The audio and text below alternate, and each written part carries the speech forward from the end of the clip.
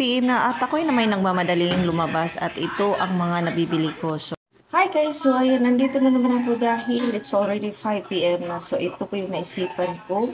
Lulutuin ngayon. Hindi, magsasabaw po ako ng sa Bisaya is laukoy ito. So ito po yung mga sangkap ko. Kamatis, luya, tsaka lalagyan ko rin siya ng tanglad. And of course, hindi natin ito makakalimutan ang dilis. So, ayan. Alam niyo yung dilis, yung gasan ko po yan. Kasi, kabili rin pala ako ng saging. Ang saging ito sa amin is tundan. So, iwan ko lang sa inyo kung anong pangalan nitong saging na to. Kasi sa amin tundan po ito. So, pag kumain daw po nito, titigas daw po yung, alam mo na kung anong titigas.